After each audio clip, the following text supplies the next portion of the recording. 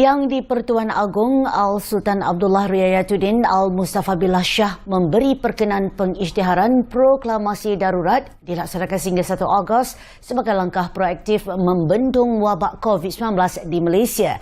Ia merupakan darurat yang ke-9 pernah diisytiharkan dalam sejarah negara ini. Pakar Perlembagaan Persekutuan Datuk Dr. Wan Ahmad Fauzi Wan Hussein berkata, berdasarkan Perlembagaan Persekutuan, yang di-Pertuan Agong boleh mengisytiharkan darurat di bawah perkara 150-1 jika darurat besar kepada keselamatan atau kehidupan ekonomi atau ketenteraman awam dalam persekutuan atau mana-mana bahagiannya telah wujud. Di bawah perkara 150-2 yang di-Pertuan Agong juga boleh membuat proklamasi darurat sekiranya baginda berpuas hati ancaman darurat besar atas sebab keselamatan negara atau kehidupan ekonomi atau ketenteraman awam hampir berlaku.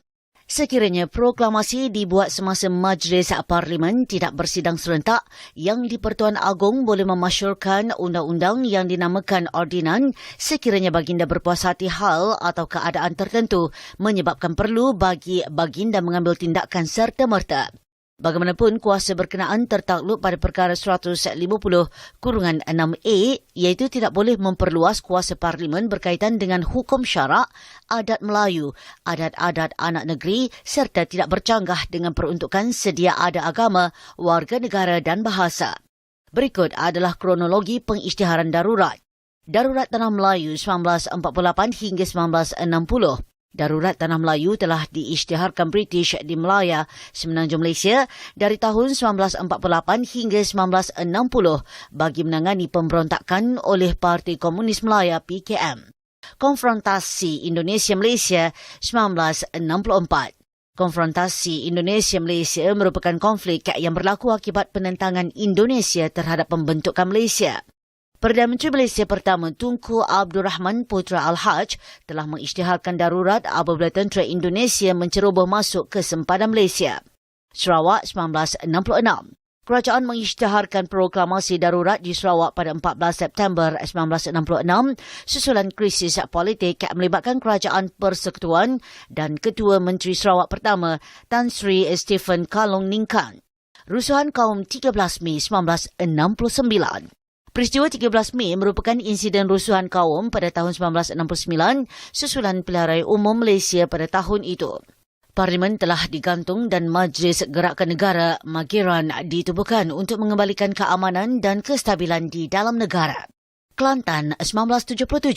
Darurat telah diisytihar oleh Yang di-Pertuan Agong Sultan Yahya Petra yang juga Sultan Kelantan ketika itu pada 8 November 1977.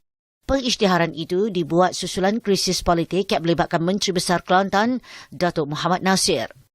Jerebu 1997, 2005, 2013. Selain darurat yang berpunca daripada isu politik dan konflik antara kaum, darurat Jerebu juga pernah diisytihar pada 1997 Sarawak, 2005 Kelang dan 2013 Muar dan Ledang. Darurat Parlimen Batu Sapi 2020 yang di-Pertuan Agong Al-Sultan Abdullah Riayatuddin Al-Mustafa Billah Shah mengisytiharkan darurat di Parlimen Batu Sapi pada 18 November 2020. Pengisytiharan itu sekaligus membatalkan pilihan raya kecil PRK Parlimen Batu Sapi bagi mengekang dan menghalang berlakunya gelombang keempat penularan pandemik COVID-19. Darurat Parlimen Greek dan Dun Bugaya 2020. Yang di-Pertuan Agong Al-Sultan Abdullah Riayatuddin Al-Mustafa Billah Shah berkenan mengisytiharkan proklamasi darurat di Parlimen Greek, Perak dan Dewan Undangan Negeri Dun Bugaya Sabah pada 16 Disember 2020.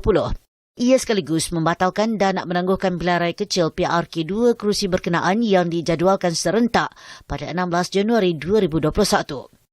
Pengisytiharan proklamasi darurat 2021. Yang di-Pertuan Agong Al-Sultan Abdullah Riayatuddin Al-Mustafa Billah Shah hari ini memberi perkenan pengisytiharan proklamasi darurat dilaksanakan sehingga 1 Ogos sebagai langkah proaktif membendung wabak COVID-19 di Malaysia. Al-Sultan Abdullah turut berkenan dengan cadangan kerajaan bagi pembentukan satu jawatan kuasa bas yang akan mengesyorkan kepada Seri Paduka Baginda sekiranya pelaksanaan darurat ini dapat ditamatkan lebih awal.